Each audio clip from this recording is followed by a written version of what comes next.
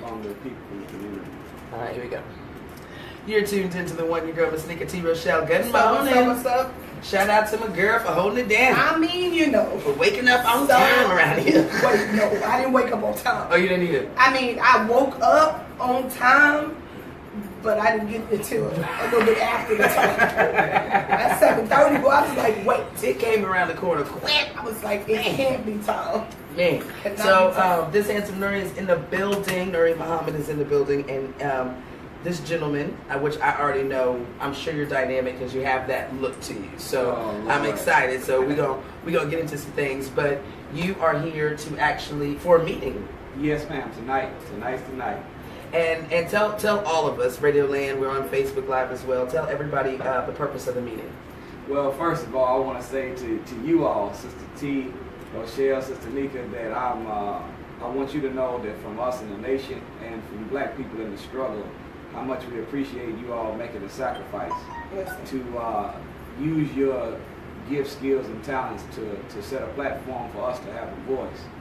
And there's a lot of things that I know you all could be doing with your time, talent, and your treasure that would earn you a lot more treasure if you went the traditional route that most selfish people would go and look out for yourself. But I want to say, by hearing about you all and your backgrounds, thank you for sacrificing your time, talent, treasure, mind, money, and muscle to put a program like this together to look out for us as a people versus yourself as a person. Man, thank you for understanding it.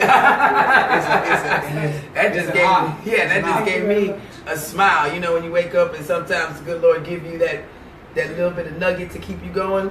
That was a big nugget. Thank you. Yeah, I'm glad you mentioned. I wasn't planning on saying that, but that's what came out. And a lot of times we don't understand that the price that has to be paid in order for us to become a free and independent people. Right. And we talk it, but very few walk it. Yes, sir. And to meet you, Sister Nika and Sister T. Rochelle, and to see that you all have 5 years in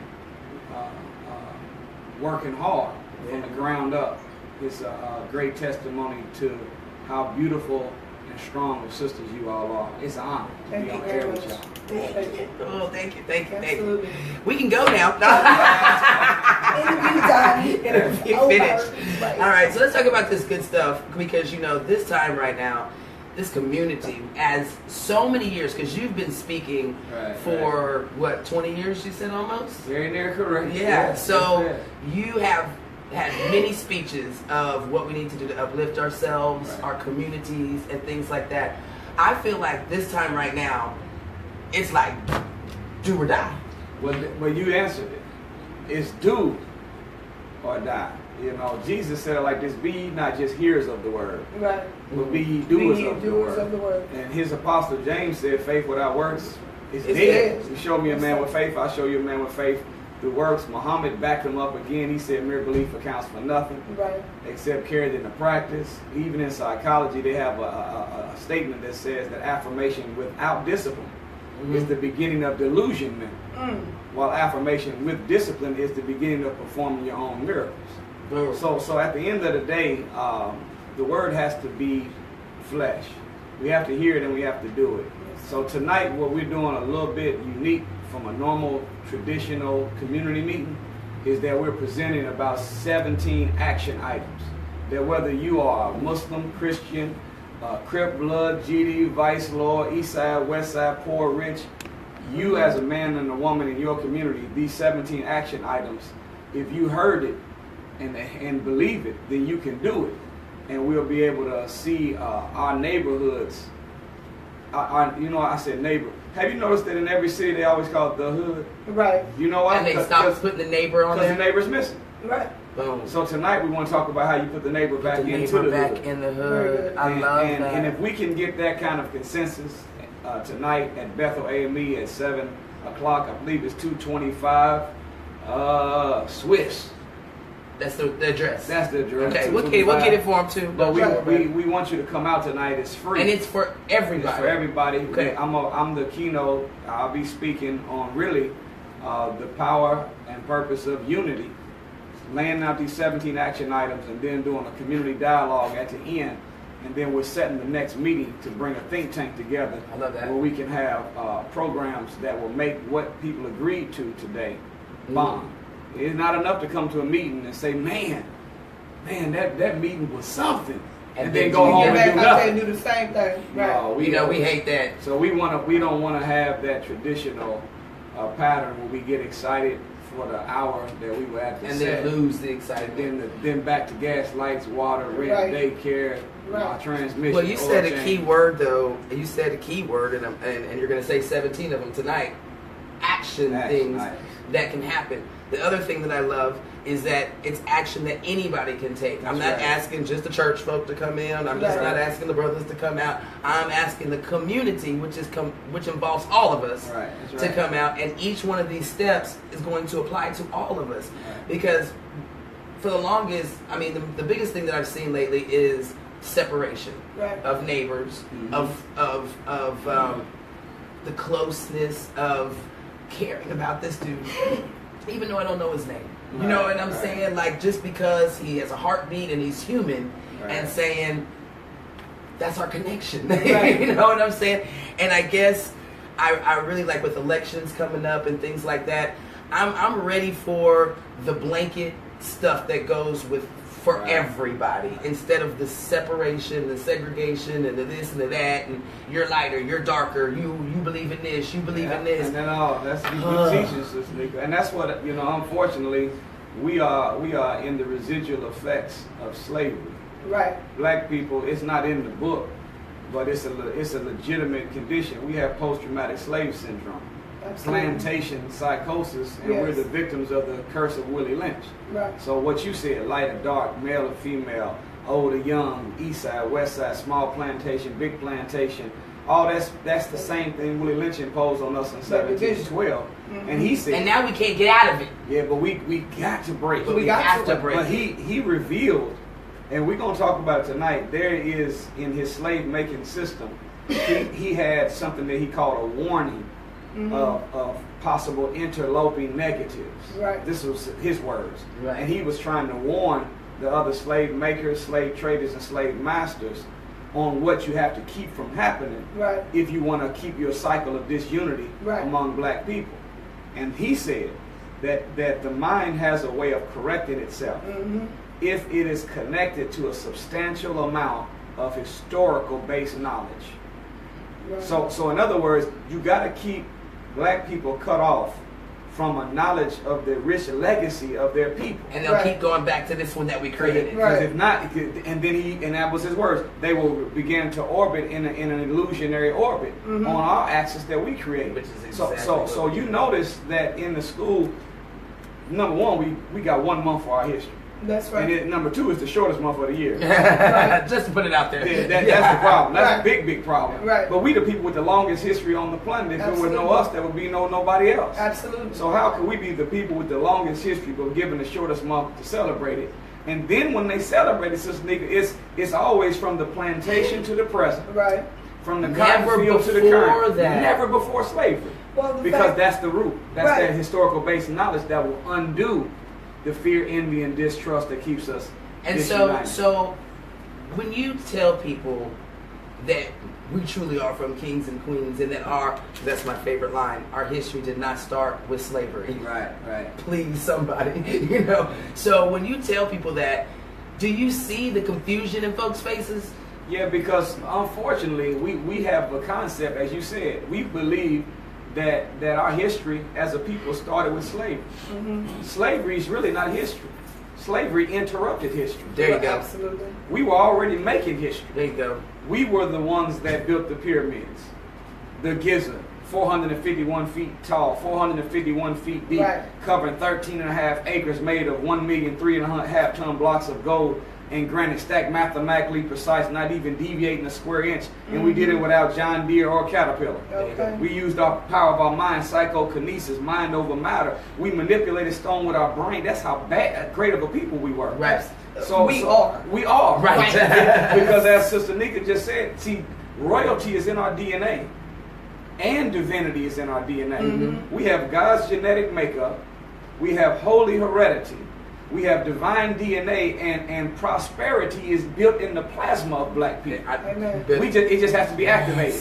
So what we've learned from the Honorable Elijah Muhammad and from the Honorable Minister Louis Farrakhan is kind of a modern approach on how to activate that divine DNA, that God's genetic makeup, that prosperity in the plasma, that holy heredity that's already in us. So real quick, I'm going to recap for my peoples out there that just tuned in. This is Nuri Muhammad, and tell us again where you're from. I'm from Indianapolis. Indianapolis, Indiana. that's Good old right. Klan country. Right.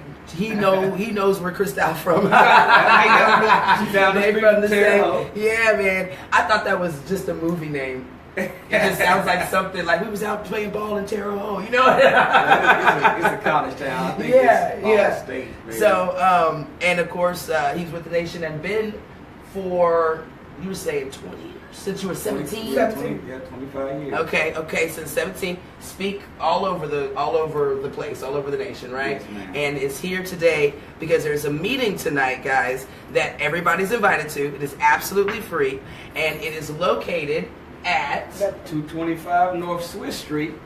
That's Bethel AME.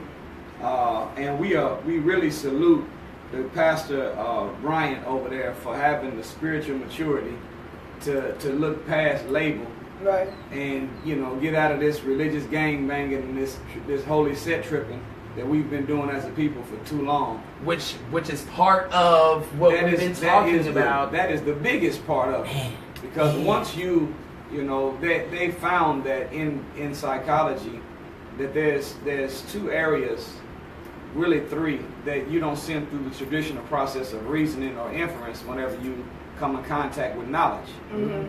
That's one, if you believe that your mama said it. Right.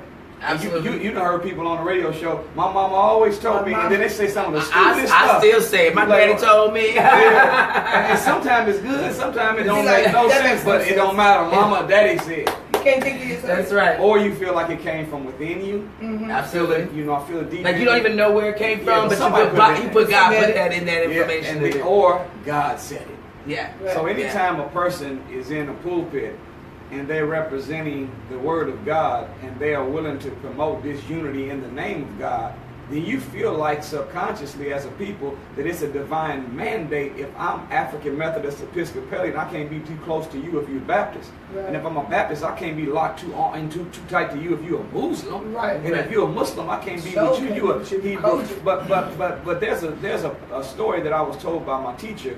He said this. He said there's a man drowning in the river, and there was a Jew, Christian, and a Muslim on the bank of the river. Each one of them, the Jew cast his rope out. It was too short to save the man. Then the Christian put his rope out. It was too short to save the man. Then the Jew showed up and he put his rope out. It was too short to save the man. Well, they have one or two options. Either they can stand on the bank of the river and argue over whose rope is the best, or they can use some common sense and tie all three of them together and save the man. Mm-hmm. So right now, when you look at the condition of us as a people, 75% divorce rate. More black males born than black females, but by the time black male and females reach the age 18, black females outnumber black males 7-1, meaning black males are dying at the rate of an endangered species. Right. When you look at the fact that we still have 1% of the wealth of the United States of America, equal to what we had in 1867, 2 years out of slavery in 2017. Mm-hmm. Right. Mm-hmm. Then when you look at these conditions, all this is saying is that everybody that's been about something, been throwing their rope out for us, That's your too rope short. is too They short. giving us It's a too short short. So the only thing left for us to do at this point is let's tie all these together. ropes together. It's the only So thing we can tonight, that's what we intend to try to show us. How do we tie these 3 ropes, 5 ropes, 6 ropes together that we can make it long enough to save the next generation of these young soldiers, which really, they're the best generation we've ever produced because they're fearless. They are. The only thing they need is guidance, but if we don't represent a certain amount of courage with guidance Right. to give to them, they don't want to hear nothing from no cowards. They don't. We have to stand tall. So, what do you think? Because I find it interesting. I talk to a lot of folks, and I feel they all understand what we're talking about, what we need to do for the community to get better. And you're going to talk about exactly what I'm about to ask tonight. You know what I'm saying? But activating it to happen. Like, I've never talked to so many people that say or feel or understand what we're talking about. But it's a mindset. Well, I know. I feel like we're kind of changing it, though. So Pastor Z said last night about how this stuff is ingrained in us, right? And if we take one out, we got to replace something. Right. We come from a line of treachery, if you will, that's been embedded in us. That mind altering stuff. So now it's like, as we wake up, it's hard to wake up when you still being fed the same thing. You know what I'm saying? If you, like you said, if you're not giving me something different to supplement what it is, then I'm still gonna go back to what it is. And that's the the human the Negro mind is made of elastic. Mm-hmm. Mm-hmm. We can stretch it, but if we don't keep pulling it, it goes back. It goes back.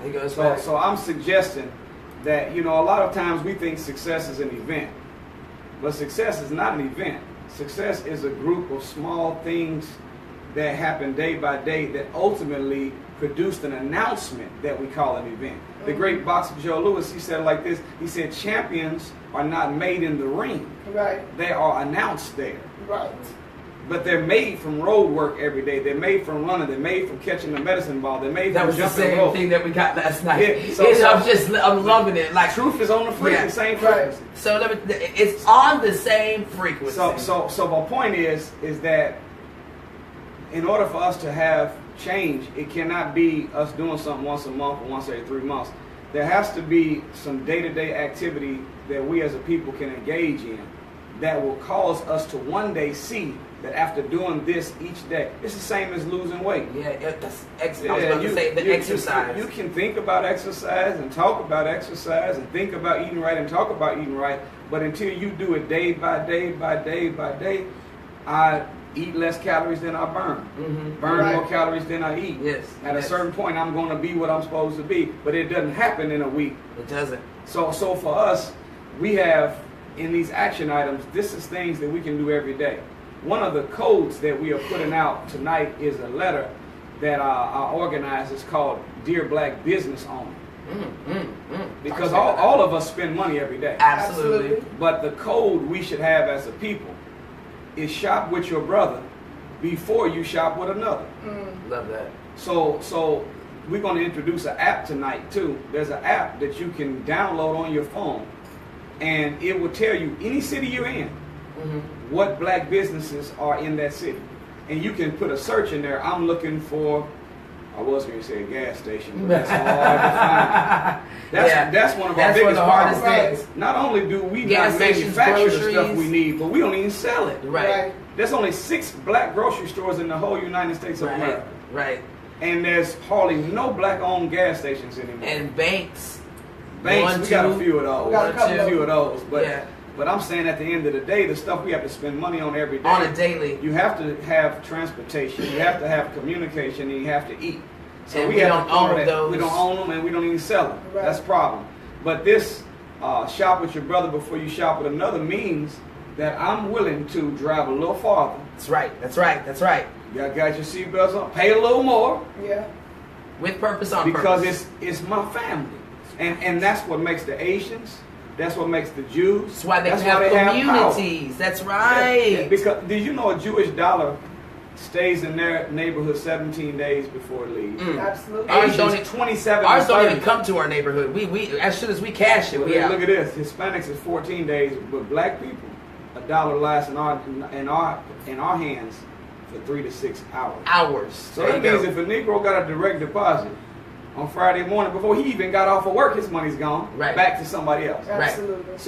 But because they keep their money circulating among themselves by following that simple principle, shop with your brother before you shop with another.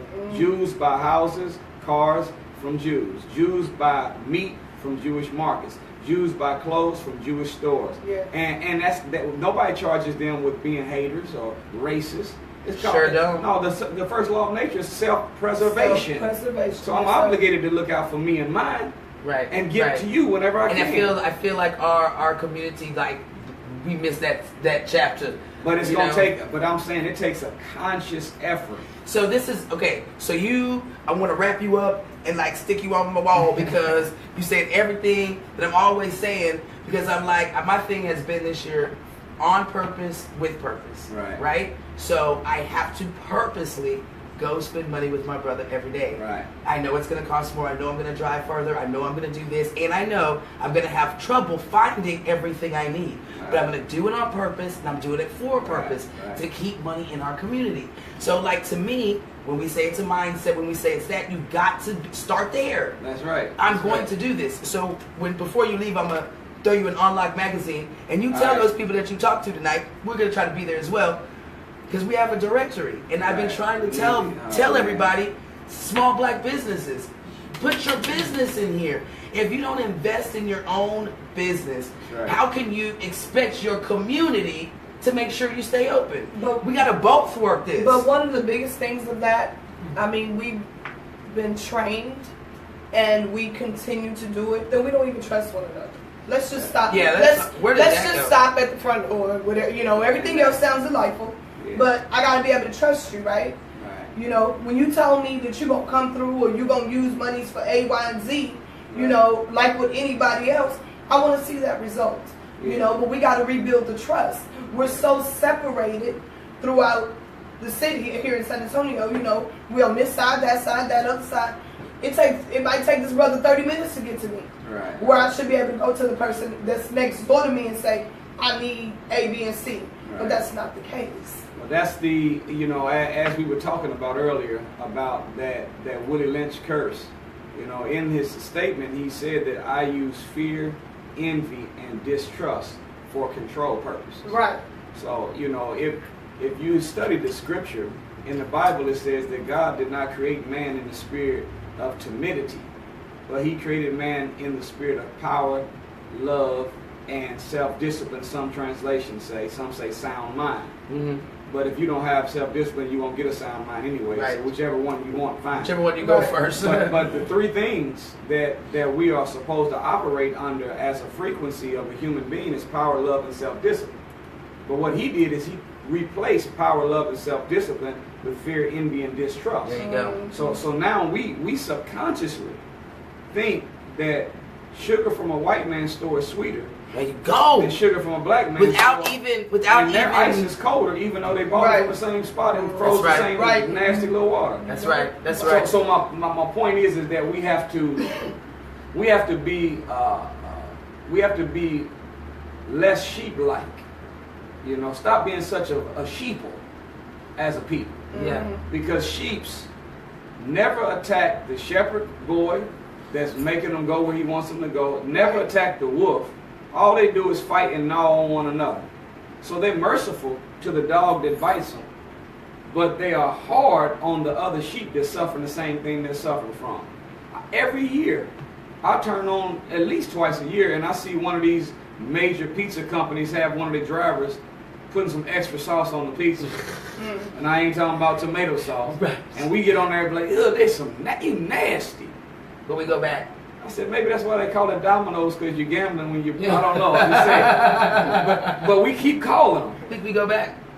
But let a black business. You go to a black business and they short us one hush puppy. We will never go back. I do no business with I'm telling you, I never do no business with them ever again. Never. And we tell everybody not to go there because they forgot my ketchup in my french fry bag. You right. They put 4 bags of salt in the thing and I only asked for 1. I ain't never, but we hard on each other. Yeah.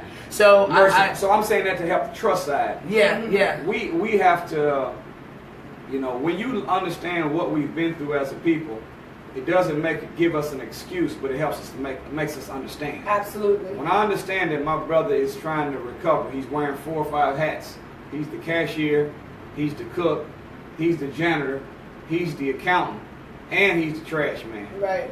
So I'm gonna be a little merciful if it take him a little longer to do it, or he don't have what I want. Because if I'm not here, he can't hire some more people so we can take off one of them hats. If I don't feed him. And so one of the codes we putting out tonight is about, because if the best form of advertisement is word of mouth and it's free, I go to your business and I'm going to tell other people about your business. Because really all business is the creation and the keeping of a customer in a cost-effective manner. So that's all business is. I had an issue at one point because one of our restaurants, and I say a black-owned restaurant closed down, right? Everybody loved the food. On Facebook, you would think it's packed 24/7 because it's been shared 82 times. It's got 452 likes. It's got 80,000 comments, right? But now we got to close our doors. When the doors close, what happened? That's what we do. What happened? When's the last time you went? 2 months ago, 3 months ago, one time ever, you know? So someone said to me once, well, is it our responsibility to keep the businesses open? Yes. Yes. It is. So then I said, as a people, this is what I get. Well, it's because we don't have a radio station. Yes, you do. It's because the marketing tactics. It's because, stop it. Because let me tell you something. That Mexican restaurant that nobody knows their name, all they know is the orange building. It's not about their sign. Yes. It's not about their commercial. They don't have no commercial. In fact, they don't even speak English when you walk in there. But when you walk in, 80% of their clientele is their people. Yeah, and it don't matter, and they're there every day. Yeah. So and they kept the doors open. Let's talk about it, right? One of the biggest things that I have a problem with, and I'm not saying you have all the answers, but you might be well informed. One thing I have a problem with is we always coming up with a problem, right? We talk about the problems all the freaking time. I'm tired of talking about the problems. Let's talk about the solution. Like there is a solution. You understand what I'm saying? There has to be, but there's multiple, solutions. And one of the things that there's a brother that had a big business owner in Bermuda. I was reading a story of an interview that what ended up happening is the Sony executives, Chinese Sony executives were in Bermuda and they wanted to meet with this big business brother. Mm-hmm. So when he sat down to have lunch with them, the Chinese Sony representatives asked him, they said, we really like to know something. Everywhere we go in the world, in your community, we see you all have no businesses of your own. Everyone else is there doing business. And it's true. You got, a Jewish-owned pawn shop. You got a white man-owned payday loan spot. You got the Indians and Pakistanis set up convenience store attached to the gas station. You got an Indian cell phone shop. You got Arabs selling, fried chicken, fried fish, fried bread, fried water. They fry everything. They eat whatever they got. Whatever, yeah.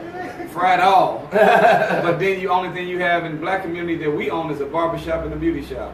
Period. Yeah. So the question he asked the brother, he said, so I'm going to know why is this? Why are your people always on the bottom, even in your own neighborhood? And the brother said, well, I have a concept that I'd like to give you, but I'd really like to hear what you think from the outside in. What is your assessment of us?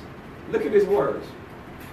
He said, well, one of the big differences we've noticed is the language that you all use in your community. Where we come from, we were raised, we never talk about job. We talk about business.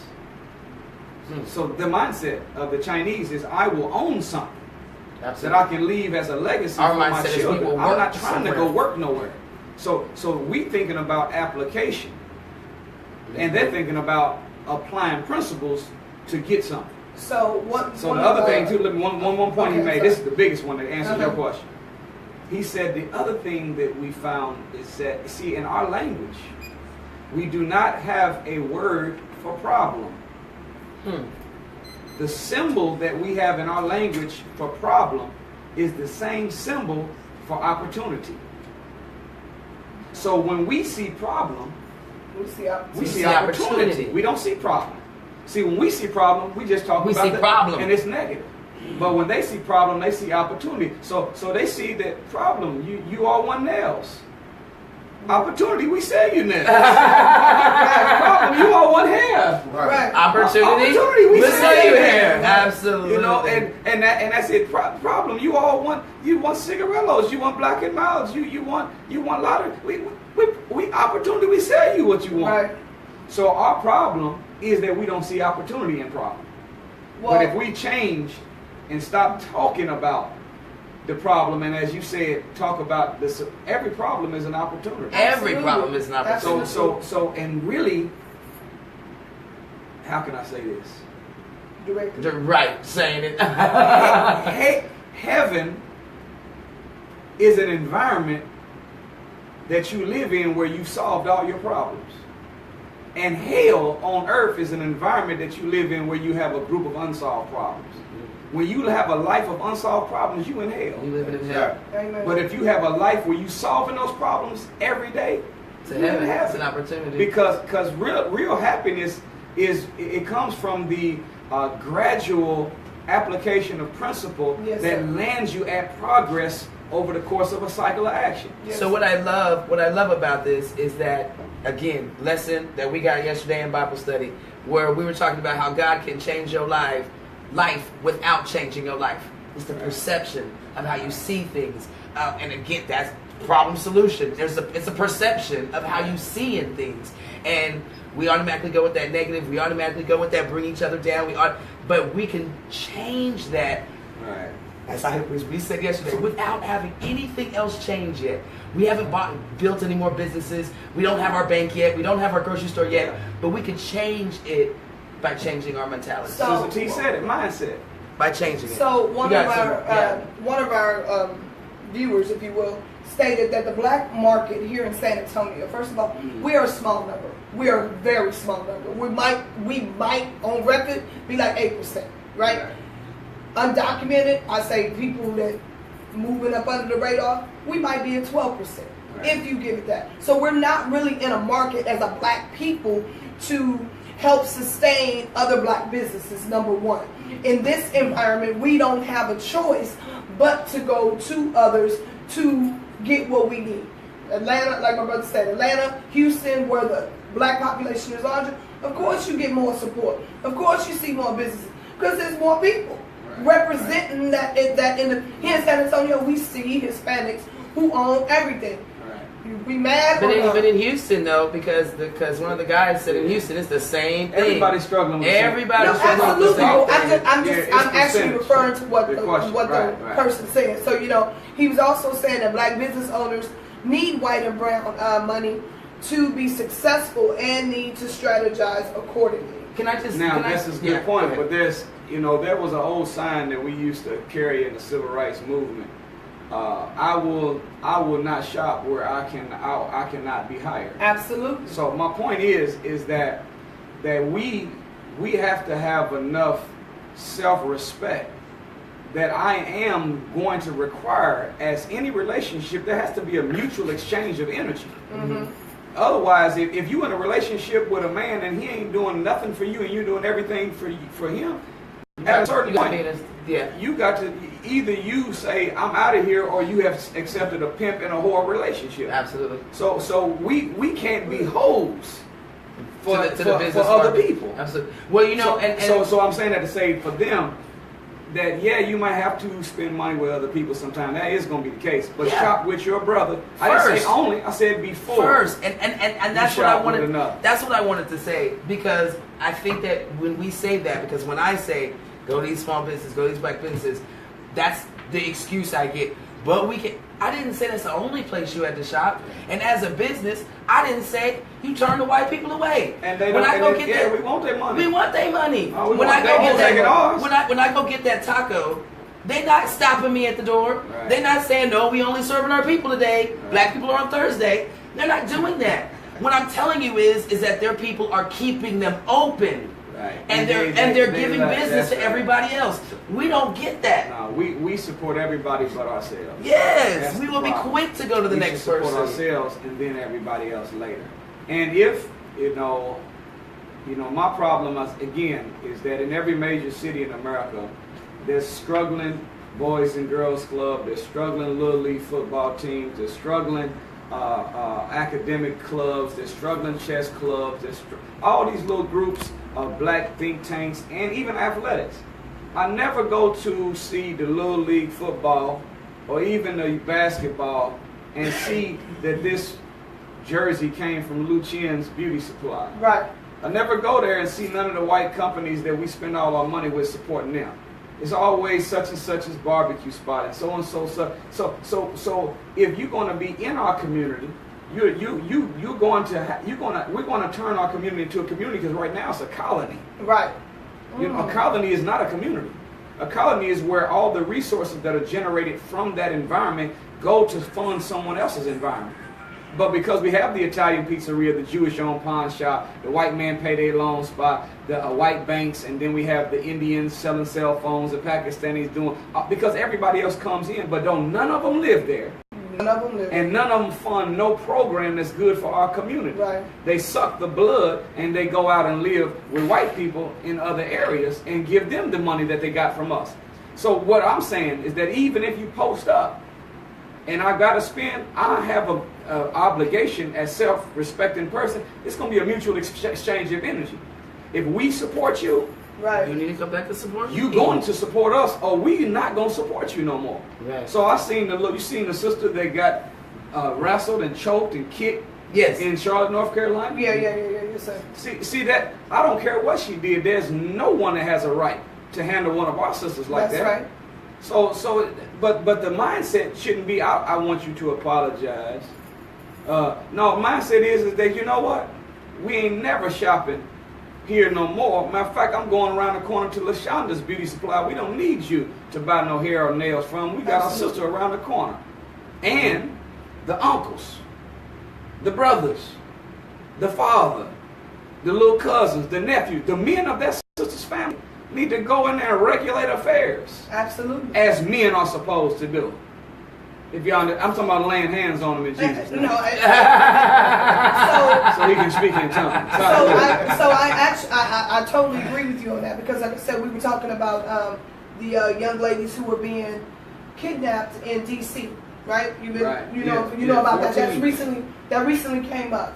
But there is a young lady right now, and again, like I said the other day, any young lady being kidnapped, misused, mistreated, it's wrong across the board. In America, across waters, it don't matter. My problem is this. So there's a young lady right now who was kidnapped by the teacher, the Caucasian chick.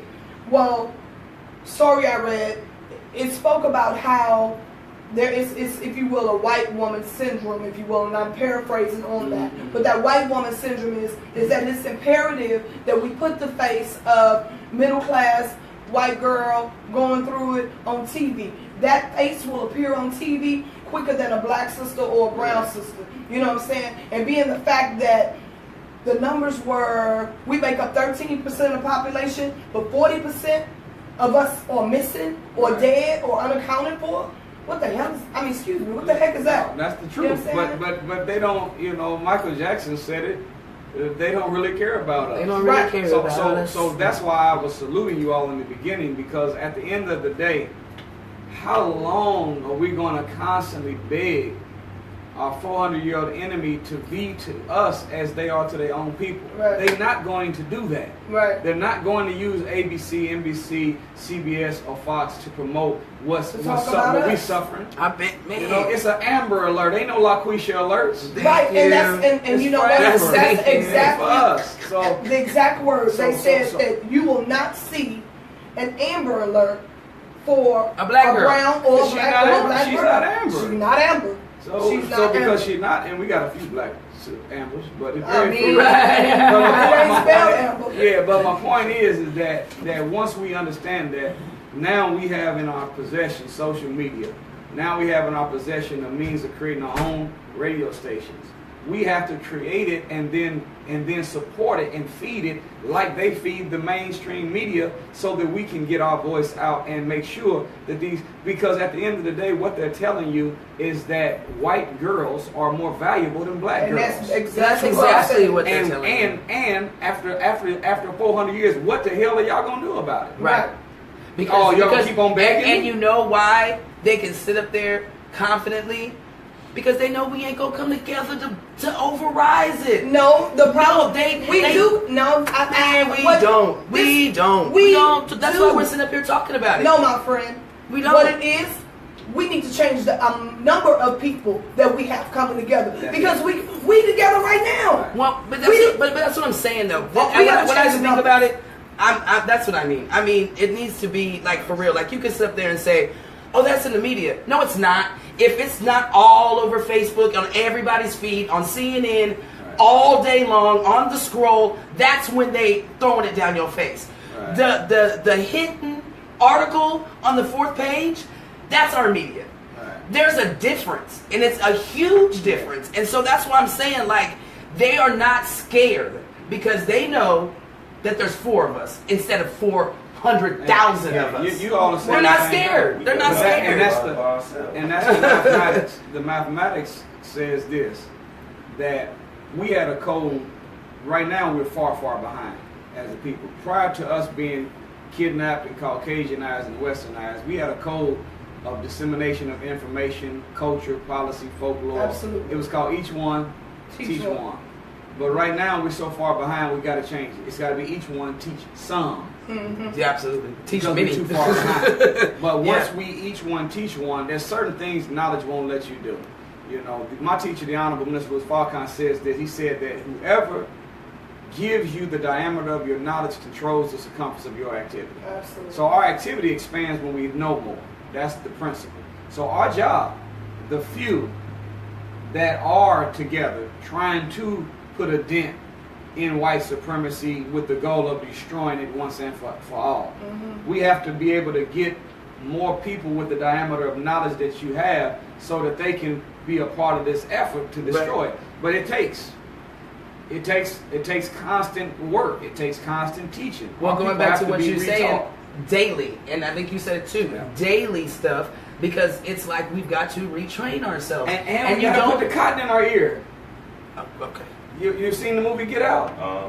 I did. I didn't see it. Oh, you gotta see it. I didn't see it, but you know. They said white people was taking over black people's bodies. I said, I don't even want that in my spirit. But that's what they've been doing. I don't even want that in my spirit. But you gotta watch. You gotta see it. You gotta see it. Okay. Because it is a. You know, there's a saying in medicine that accurate diagnosis is half the cure. Mm-hmm. This movie gives a good, accurate diagnosis of how we got in the condition we're in. Yes. If we turn every individual into a group of people, then we'll see the struggle of our people. But one of the things that you see in the movie, I don't want to give all up. It's okay. There's a hypnosis. Everybody's seen it, but she I know, but the Christopher was hypnotized and didn't know he was hypnotized. Mm-hmm.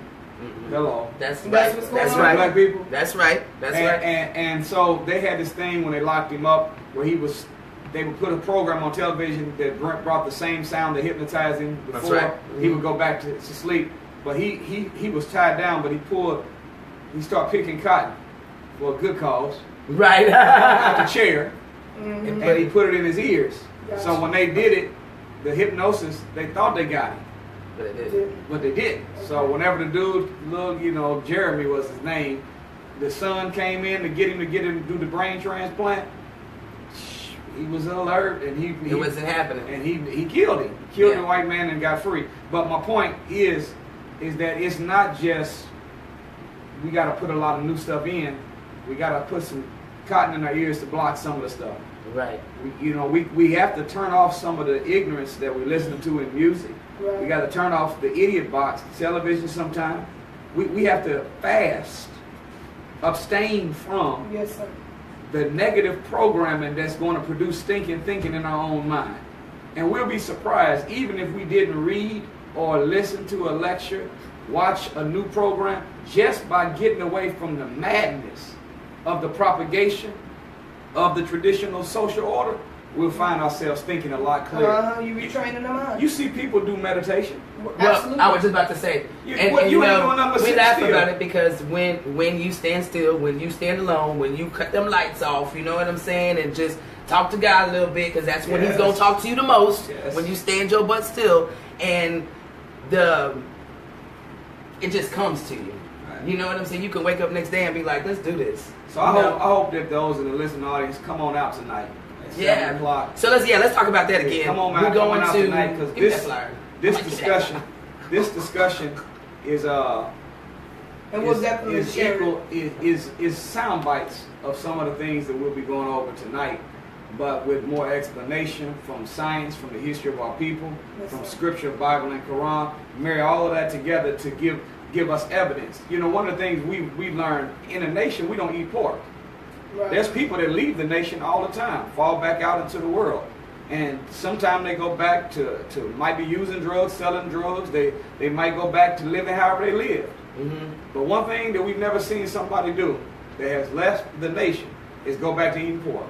No. You know why? You understand. Because you have so much knowledge of why the pig is bad for you that it makes it impossible for you to reach out and grab it and put it in your mouth again. Mm-hmm. And I said, man, if we could ever get that much evidence on some of the stuff we're trying to do and other things we're trying to stay away from, how easy would it be for us to do it? Yeah. So tonight, when you come out, if you got your mindset that you want to make 2017 the new year you said on the 1st, then come out tonight and we're going to show how we can bring our families under new management psychologically, and then you'll have more evidence to justify shopping with your brother before you shop with another, operational unity, health, everything. It's gonna be a good night. So one of the, I'm sorry. 7 o'clock I was gonna tonight say, at Bethel AME. 7 o'clock tonight, Bethel AME, free admission. It is 225 North Swiss Street. 225 North Swiss Street, right here in the great city of San Antonio. Come on out and listen to your brother before you listen to another. Remix. This is a remix. This is the remix. No, I love it. Finding common ground, man, and I think that's one of the things that I love the most about it, and that I really want everybody to go. What do you think about the ego aspect in our community? Because I think that that's what keeps people, all people, from coming somewhere. We had an incident not too long ago here in San Antonio that people were out doing community work to help folks, to fight for folks, uplift folks, right. And they were organizing events, and there was an argument about who organized the dang community event for the people. Are we really doing this? You know what I'm saying? So now we've got the ego of who's the person that came up with the great idea, or the perfect solution to make this happen, and all of those things. Well, I have an acronym for ego. It's edging God out. Ego is edging God out. The minister told us, he said, if I were you, I would put on your home screen or your wall in your office that God damns the ego. So once you see, maturity says that you don't care about who gets the credit, you care about what gets done. Mm-hmm. And one of the codes that we have as a Muslim is that a Muslim is not a Muslim until they love for their brother or sister what they love for themselves. Mm-hmm. That right there gives you immunity from envy, from jealousy, and it checks the ego. It puts you in check because whenever you want for your sister what you want for yourself, that means that you're just as happy when she's successful as if you were. If she has something new, it feels like you have something new. So at the end of the day, this is team black people. And last I checked, maybe somebody can help me out, but I don't think they asked Trayvon Martin what religion or organization he was from. Before they killed him. They didn't? The Sandra Bland? I don't think they asked her. No. They didn't ask how she Samir prays Rice? or who she No, they didn't ask about Bible, Quran. No. They didn't ask them who organized the event. They didn't ask her. They didn't ask her that. So since they see us and handle us like we are one and the same, we are obligated to defend and protect ourselves like we are. Whenever you understand how deep the problems go, whoever does whatever, as long as it's positive and right, we should be celebrating the individual and supporting them to the best of our ability. So the ego can be checked whenever we truly want for our brother and sister what we want for ourselves. When we really treat each other the way we desire to be treated. Not treat you the way you treat me. Right. Or not treat you the way I was treated by somebody that looked like you. Right. Or not treat you bad before you treat me bad, because more than likely you're going to treat me. No, the golden rule is treat each other like you want to be treated. Absolutely. But this rusty aluminum rule, where we treat each other other than that, that's the problem. So I think that if we would check our real, see, if you're in this struggle for the rise of your people, whoever makes a contribution to that, you celebrate them. You celebrate that. But if you in this struggle for your personal rise, then you need to get the hell off the battlefield. Yeah. Because you cannot taint lead it. if you will not serve. Yeah. Yeah. And whoever wins, I don't care. You know, I watched a basketball game a couple years ago. I ain't gonna say the brother's name, but it was a brother that was a star of the team. They were getting ready to be eliminated in the Sweet 16 March Madness a few years ago, and they called a play. More than likely, he was supposed to be as a star taking the shot. He didn't get the ball. The guard couldn't get him the ball, so the guard jumped and just shot and hit and won the game. Everybody going crazy, fans running all out. But I looked over at the brother that was a star. He was mad. I said, "This Negro, man, something wrong with you." Right. When you care more about you getting celebrated for taking the shot than your team winning. Absolutely. So I would hope that those that are out that's ego tripping, you know, they got to put those check the ego, because once you allow your ego to show up in you, you have edged God out of you. Yeah. If you want God to be in you, you got to keep your ego absent. Let the team win. Who cares who takes the shot? Let the team win. That's what I was saying the other day. People was arguing about elections and stuff. I was like, man, I just want the community to win. That's right. Like, who cares about the actual people running? Can we win as a community? And that's something too, Sister Nika. We're gonna talk about it a little bit tonight. But every other nationality of people vote for what before they ever vote for who? See, they have an agenda. They have things that they want for their community. So when the Jewish community sees a candidate running, they don't, you know, you can't put on no yarmulke and smile. No, they want to know, this is the checklist we got. This is what we need as a people in this community. How much of this are you willing to do when you get in office? That accountability factor is a must. You know what I'm saying? We don't hold our people. And then after that, that's the other thing they do. They hold them accountable. So now you agree. Some of ours do too. But we have to make a list of the what's.